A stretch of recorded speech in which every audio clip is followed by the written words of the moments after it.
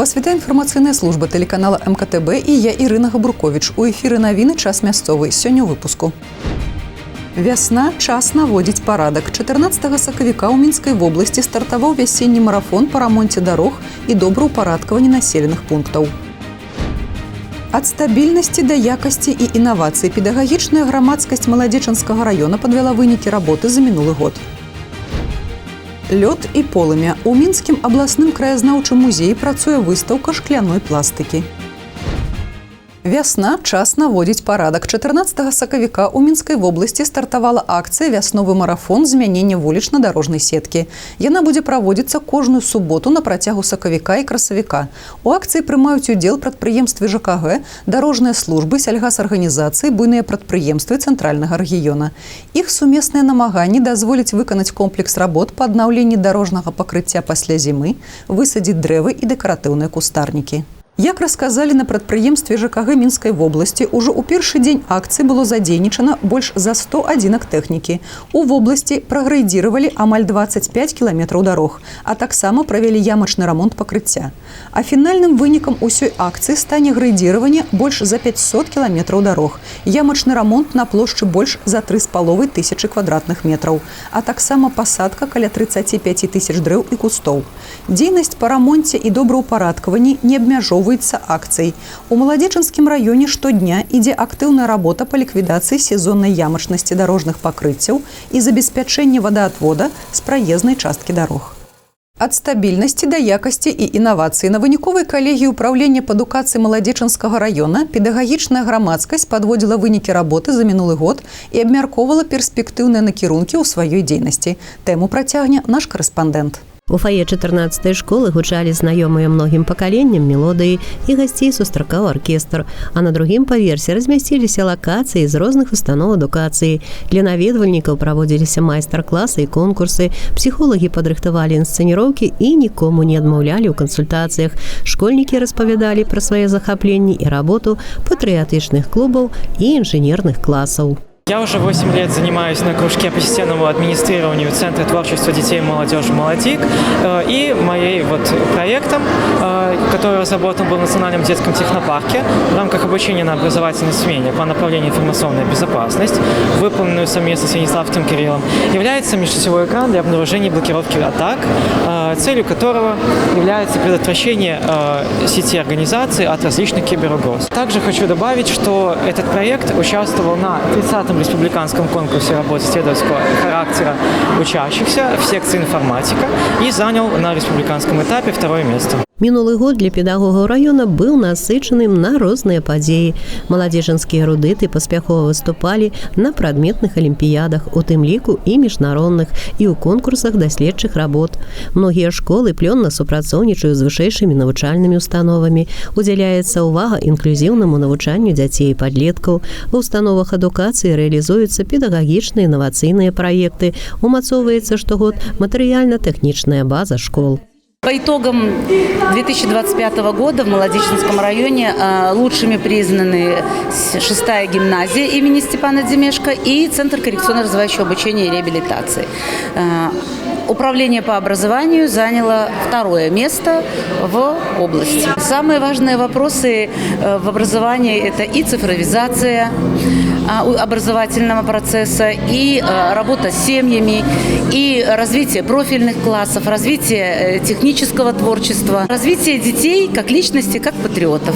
У зоне асаблівага кантролю застаецца работа па выяўленню сем'яў, якія апынуліся ў складаным сацыяльным становішчы. Таксама сярод праблемных пытанняў патрэбы ў настаўніках фізіка-матэматычнага профілю, пачатковых класаў, псіхолагах і сацыяльных педагогах.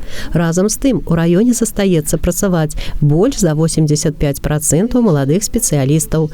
На калегіі педагогі абмяняліся вопытам сваёй работы і лепшыя з іх атрымалі заслужаныя ўзнагароды. Я работаю учителем химии и биологии в гимназии номер 6 города Маладечна имени Степана Тимофеевича Демешко.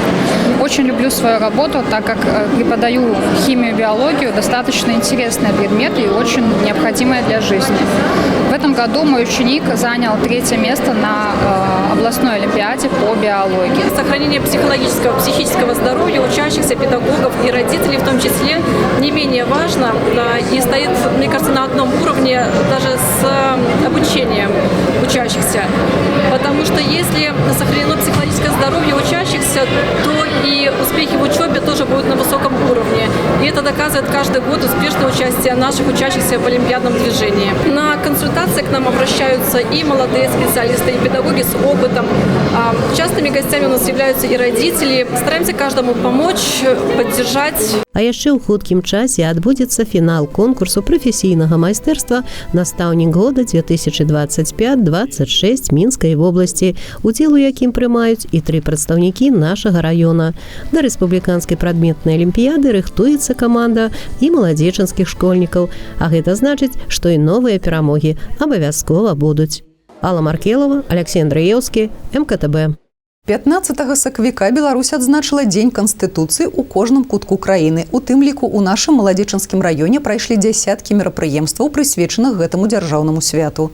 На базе маладзечанскага дзяржаўнага каледжа адбылася дыялогавая пляцоўка на тэму «Канстытуцыя маёй краіны». Спікерамі выступілі старшыня райвыканкама Павел Губко, намеснік пракурора Маладзечанскага района Владимир Куркович, старшыня раённага савета ветэранаў Татьяна Шафалович, дырэктар каледжа Павел Хелькевич. Канстытуцыя як асноўны закон дзяржавы, важнасць яго выканання, пытанні канстытуцыйнага будаўніцтва – гэтыя тэмы узнімаліся падчас дыялогавай пляцоўкі. На сегодняшний день у нас в районе проживает 22 тысячи, по-моему, 911 молодых людей. Из них около 4 тысяч молодых людей обучаются в СУЗах. Первое, что мы делаем, это создание достойных условий для вашего образования, как в вашем колледже, так и в других колледжах, для вашего быта. То есть, опять же, уже Павел Ильич сказал про достойные условия в общежитиях, и это не только в вашем колледже, это во всех других делается. И чтобы вы могли себя, опять же, всесторонне развивать. У нас в районе вообще 85 учебных заведений, 56 учреждений культуры. У нас 7 детско-юношеских спортивных школ. Я знаю, что у многих молодых людей есть желание заработать деньги. То есть уже в вашем возрасте у вас есть какие-то свои, наверное, потребности, иметь свои деньги, на что-то тратить, на ваши интересы и так далее. Поэтому в Молодеческом районе, ну как в целом в стране, у нас создаются студотряды. В прошлом году на территории района работал 31 студенческий отряд, в которых, наверное, проработало около 300 наших молодых людей. Это возможность вам заработать деньги в летний период. И я так понимаю, в прошлом году и на базе колледжа был создан первый студенческий отряд, и эта работа будет продолжена.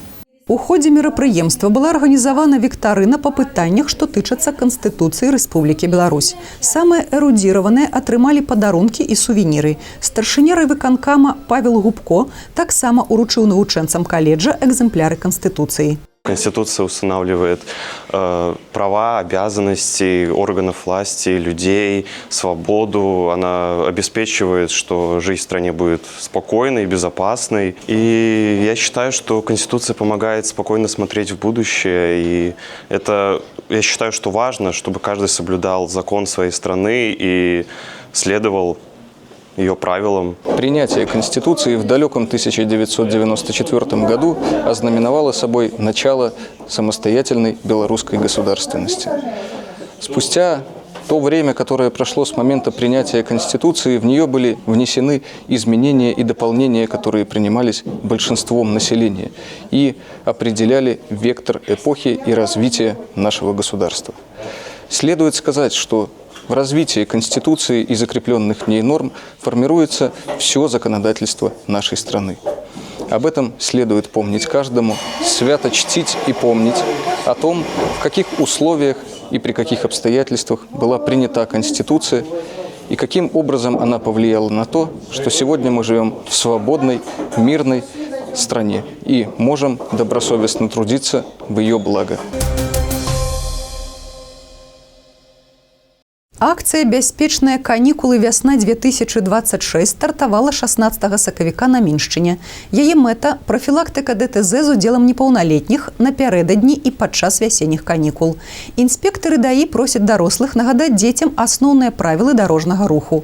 Растлумачыць ім, што знаходзячыся паблізу або на праезнай частцы, не трэба размаўляць па тэлефоне і слухаць музыку ў навушніках, бо гэта адцягвае увагу. Важна расказаць і аб правільным выкарыстанні сродкаў персанальнай мабільнасці і веласіпедаў. Асаблівую увагу супрацоўнікі ДАІ удзяляць вадзіцелям, якія перавозяць непаўналетніх пасажыраў. Штраф за парушэнне правілаў перавозкі складае да 4 базавых велічынь. Прафілактычная акцыя працягнецца да 29 сакавіка. Дзяржаўнай інспекцыі аховы жывёльнага і расліннага свету пры прэзідэнце Рэспублікі Беларусь 16 сакавіка праводзіцца спецыяльнае комплекснае мерапрыемства «Нераст». Сярод яго асноўных задач узмоцнены кантроль за выкананнем грамадзянамі заканадаўства аб рыбалоўстве, правядзенне маштабнай прафілактычнай работы сярод насельніцтва. Рыбалка ў вясенне-летні перыяд падчас нерасту ў залежнасці ад рэгіёну звязана з сур'ёзнымі абмежаваннямі.